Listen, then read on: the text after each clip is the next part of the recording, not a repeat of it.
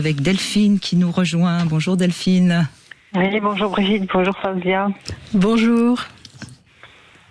Alors vous avez eu un premier mariage qui n'a pas été tout à fait le grand... Non, ça n'a pas été le grand amour. C'était pas en fait... moi je me suis mariée très tôt, j'avais juste 20 ans. Pas encore 20 ans. Et lui, il avait 13 ans de plus que moi. Il avait déjà été marié, il avait déjà vécu. Moi, je n'avais jamais vécu avec quelqu'un. Et c'était mon premier, quoi, en fait. Mais vous étiez vierge ou... Oui. Oui, d'accord, oui. Donc, j'avais jamais vécu quelque chose d'autre avec d'autres hommes, quoi. Et qu'est-ce qui fait que vous vous mariez avec cet homme ? Je suis tombée enceinte. Ah, vous êtes tombée enceinte. Alors donc, vous n'étiez pas vierge le jour du mariage ? Ah non, puisque on s'est mariés, j'étais déjà enceinte. Oui, bien sûr. Oui. Mais c'était en quelle année ? En 90.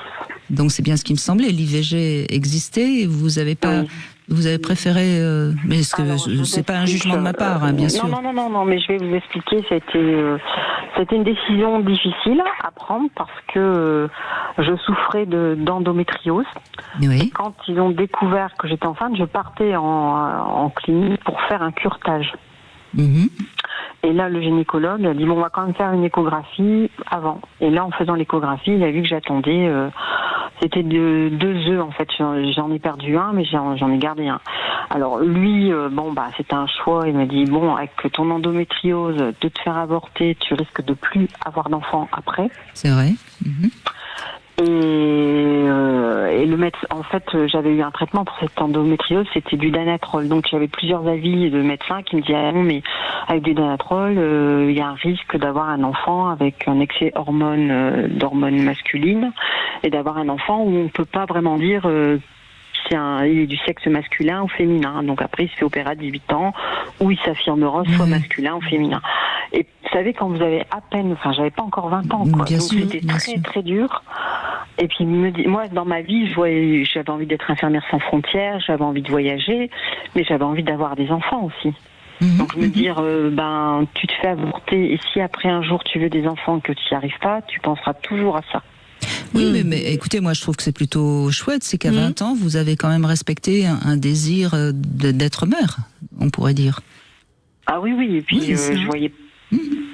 Et voilà, pour moi, et puis je pleurais, toute ma grossesse, ça a été difficile, parce que je me disais, mon enfant, il n'y a rien, parce qu'on m'a dit, si c'est un garçon, il n'y a pas de souci, mais si c'est une fille, il y a le risque de, justement, cet excès hormonal, et je me disais, mais mon bébé, il n'y a rien, mon bébé, il n'y a rien. En effet, j'ai eu une petite fille, qui a toujours été un peu poilue, qui avait une grosse voix. Alors souvent, quand j'avais mis en halte garde, on me disait, faut pas qu'elle pleure, parce qu'elle a une voix qui porte. Et inconsciemment, je repensais toujours à ça, quoi. Est-ce que c'était pas ce médicament qui avait joué quand même un peu Bon, voilà, ça a été... Et Finalement, j'ai une fille qui a 33 ans, qui est maman maintenant, et qui va très bien, et qui était vraiment fille. C'était très très féminine, et qui était vraiment fille. Donc quand vous nous dites ça, c'est très drôle, parce que ça fait penser à ces phrases que vous lui disiez quand elle était dans votre ventre, que mon bébé n'aura rien.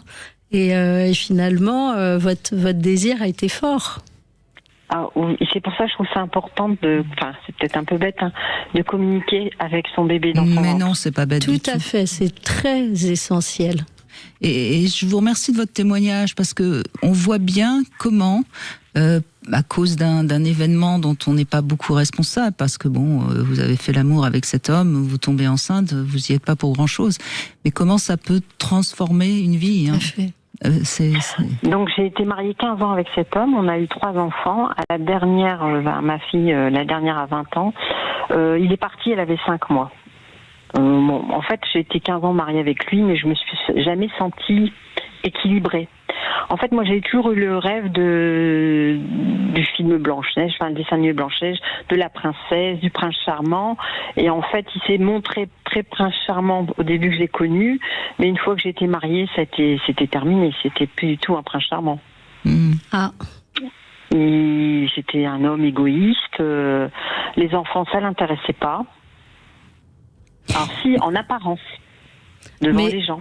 Vous vous êtes marié très tôt au moment où vous l'avez rencontré. Finalement, vous le connaissez. Oui. Voilà. Finalement, c'est le mariage qui a... au fond, la relation, quand elle est devenue sérieuse, engageante pour lui, que s'est révélé à vos yeux, finalement, à qui vous aviez affaire, au-delà de la façon dont il s'est présenté la première fois à vous. Voilà, c'est pas ce que j'attendais ni ce que je pensais. Mais voyez Delphine, vraiment je trouve que votre témoignage est intéressant parce qu'on voit que même dans ces années-là où on croit qu'on se marie plus parce qu'on est enceinte, ça existe encore, quoi. C'est ça. Et ça existe certainement encore aujourd'hui. Et puis oui, c'est l'éducation aussi qu'on a eue. Hein. Moi, ma maman, elle m'a eu, elle avait 17 ans. Pareil, elle s'est mariée parce qu'elle était enceinte. Ah oui, donc j'ai reproduit mais votre mère, il n'y avait pas encore l'IVG, je suppose. Non, il y avait la pilule, mais il n'y avait pas l'IVG. Et c'est intéressant le fait que vous releviez en effet que on est aussi pris dans, malgré nous, dans ce qui nous a aussi construit, dans ce qui a fait aussi notre histoire, et que parfois on ne répète pas, et puis parfois la répétition s'invite dans notre existence. Mais ce qu'on peut dire peut-être, Delphine, je ne sais pas ce que vous en pensez, Fouziata Ouzari, mais peut-être que justement parce que votre mère aussi s'est mariée parce qu'elle était enceinte, ça vous paraissait presque évident de vous marier parce que vous êtes enceinte. Oui, c'était comme ça. Sinon, vous auriez pu aussi toute seule faire un enfant toute seule, quoi. Vous voyez ce que je veux dire. À 20 ans, c'est difficile. Hein. Et puis moi, j'avais pas les parents mais l'éducation. Je suis pas en train du tout. Je suis pas du tout en train de dire que c'est pas ce qu'il fallait faire. Je dis juste que c'était finalement comme maman, quoi. C'était donc assez normal de le faire. De faire comme ça. Disons que dans ce que relève Brigitte et qui est très intéressant, c'est-à-dire qu'il y avait au fond, ce que vous évoquez, le fait que cet homme s'est révélé très vite égoïste, mais qu'au fond vous êtes quand même resté marié avec lui très longtemps et vous avez eu 2 autres enfants. Espéré. Voilà. Personne disait qu'il allait changer. Voilà. Lui, il avait toujours des excuses. Hein. Moi, j'avais juste 20 ans. Il avait 33 ans. Il me disait, oui, mais toi, tu es l'aîné de 4 enfants. Moi, j'ai 2 sœurs et un frère. On n'a pas été élevés ensemble. Et puis toi, tu sais faire avec les enfants. Moi, je sais pas.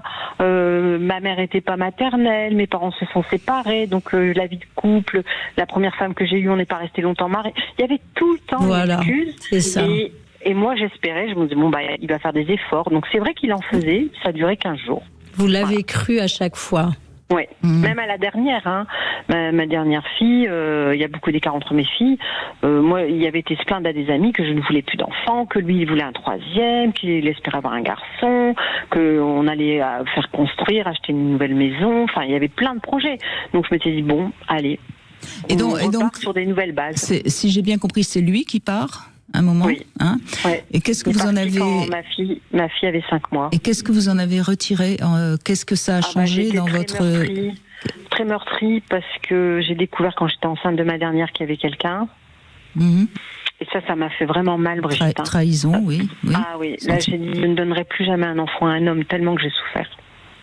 Mais malgré tout, je me suis accrochée à ce petit bébé parce que je disais à mon bébé, parce que c'était pas un papa. C'était pas un papa poule. Oui, vous vouliez dire Je voulais juste rebondir sur ce qu'elle vient de dire, cette petite phrase un peu anodine que je pense qu'elle a lâchée sans même trop savoir ce qu'elle est en train de dire. Je ne donnerai plus un enfant à un homme. C'est ça que vous avez dit? Oui. Et c'est très beau ce que vous dites parce qu'au fond, c'est comme si pour vous, avoir l'enfant était un cadeau que vous faisiez. On donne tout notre amour, c'est tout. Notre être entier qu'on donne. Et c'est au fond votre propre, dans ce qui vous échappe là, et ce que vous êtes en train de dire au fond, et ce qui est cette cicatrice et cette blessure qui vous reste suite à ces années de sacrifice au nom de l'amour. Au fond, c'est une manière, même si elle ne se énonce pas explicitement, c'est votre revendication féminine, ce que vous avez étouffé justement par amour. Pour un homme et sûrement pour être aimé de lui. Oui, vous avez raison de relever ça, Fouziata Ouzari, parce que combien de femmes justement se sacrifient parce qu'elles sont mères, parce qu'elles ont des enfants, et c'est toute la force de votre témoignage, Delphine. Je vous remercie beaucoup. On va vous laisser Delphine. Là, mais je crois qu'aujourd'hui vous avez rencontré l'amour, donc on est ravis pour vous. Mais on va faire une petite pause et c'est Nathalie qu'on retrouve dans un instant et qui nous dira aussi comment elle a traversé sa vie amoureuse.